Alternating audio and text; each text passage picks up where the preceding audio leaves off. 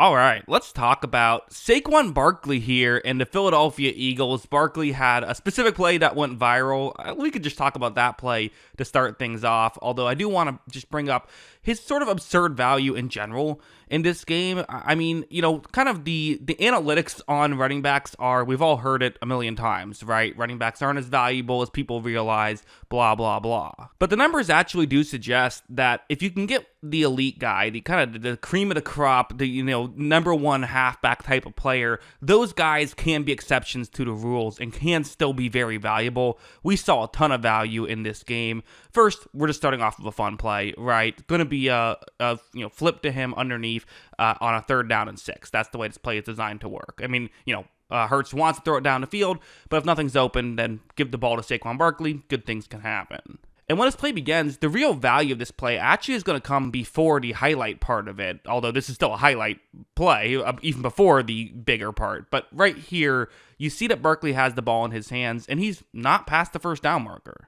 Listen, Nick Sirianni loves going for it on 4th down. If you can gain a yard or two, you have a chance still to go for it and see if you can make something happen, but you don't want to put yourself in that situation, right? You'd love to pick up a 1st down, and this is where value comes in, right? Instead of having a 4th down where you have a decision to make, Barkley makes one guy miss, makes another guy miss, and right off the bat, you got the 1st down. That's the most valuable part of this play. This is the most fun part of a play you'll see all year, where I gotta say, I think Barkley could have turned upfield and tried to hurdle forward if he wants to. This feels like I don't know if he has ever practiced this or thought about doing this or what, but watch him turn around and just jump over the player backwards. I've never seen that before. Again, only gains you an extra 5 yards or so, but it's the most fun 5 yards extra you'll see all year. I mean, incredible stuff there. And while you could argue, okay, it's five extra yards, who cares?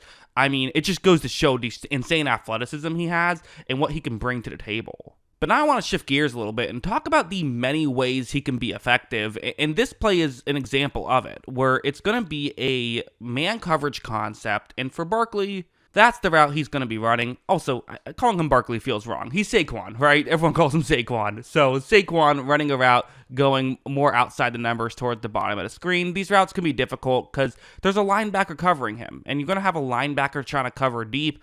Like, it's a bit of a tough situation for him. The issue, of course, is that it's a halfback running the route, right? So you think that's a difficult situation for him as well. However, when this play begins, Saquon runs this route really well too, where he kind of fakes it though he's, might be cutting, but then goes further deep, and he's just blown by this Atlanta linebacker right here. So this is a great situation so far for Philadelphia. Here's part of the issue is that this throw, I'm not going to say it's a bad throw, but it's directly over Saquon's head. And those are pretty much the most difficult ones to catch, because if you think about it, it's pretty much impossible to make this catch without taking your eyes off the ball for a split second right before you catch the ball. You have to really be locked in and really be focused here. Drops happen this way all the time, but not this time. Watch him, great awareness, great vision, and keeps his feet in bounds, is able to make that play. I mean, again, that's a really good wide receiver rep. It really is, and he's a halfback who's doing it. So you can have a rep like that against a linebacker. It's unfair. But okay, those are fun plays, but those are still passing plays. What about his running ability? And a big part of this is, I think, how he and the Eagles' offensive line work together. That's a big part of this, in my opinion. A play like what you see on the screen. So you see the blocking concept. The edge rusher towards the bottom of the screen is going to be the unblocked player here, right? You can't block everybody. So watch when this play begins. A couple things to note. For one thing, there is a hole up the middle for Saquon to be able to run through. But of course, as I mentioned, the edge rusher being unblocked, doing a pretty good job of coming in.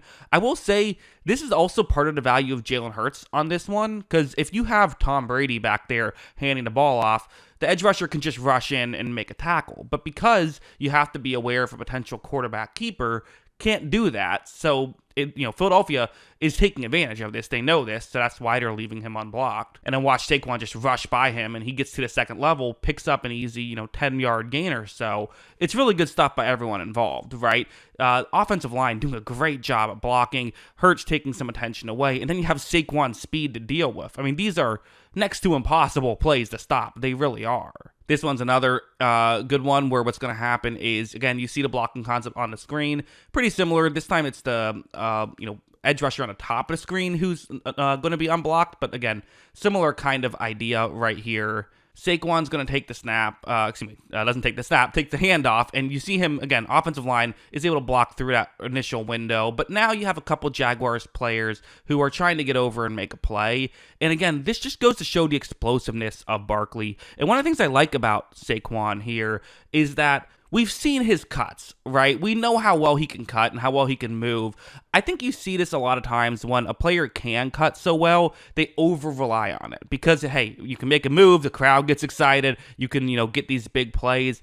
But Saquon Barkley is also incredibly explosive, and he knows when to rely on that as well. Watch him just, put his head down, runs his forward, and nearly broke it for a, touchdown, perhaps. That would have, been crazy. Didn't quite happen, but still, he can make a big play like that. And again, these are well-blocked plays, but he's making them work better because he, I think I had a little bit of a question mark when he got signed by the Eagles of how well was he going to fit. Because obviously you figure, okay, a running back getting a much better offensive line, that's got to help, right? And of course it's going to. But I think it was a legitimate question of, with the Giants, he kept having to sidestep guys and try to make too much happen. Would he be able to adjust and just run through the hole when it's there? Well, on this play, he certainly did. And so far this season, yes, he absolutely has been able to do that. And in this play, this is legitimately crazy. This is insane that this play worked, where the situation has to be mentioned. 28 seconds left. It's a 3rd and 17. I mean, what the Eagles are doing here is they're hoping something good can happen, right? They're going to hand the ball off. You see the blocking concept. No one for Jacksonville is really paying that much attention to Saquon Barkley. But for the Jaguars, the situation here is obvious, right? You defend the pass. If they do decide to run, you just assume someone will come up and make a tackle. Sure, it'll probably be a decent run, but you'll get a 4th down. You'll force the Eagles to kick a field goal. Again, Nick Sirianni, maybe he'll try to go for it on 4th and 8, but probably not. Probably you're looking at a field goal. Well, you see that Hurts is going to give the ball to Saquon, and it works, right? I mean, the Eagles block this very effectively, but the Jaguars are fine. You have several defensive backs who are much closer towards the sideline on the top of the screen than Saquon is. So, this should be really no issue whatsoever.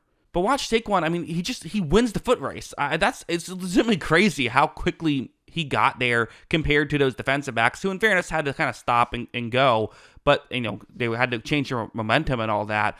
But that shouldn't be possible. You shouldn't be able to hand the ball off on a 3rd and 17 at the 18-yard line and get a touchdown.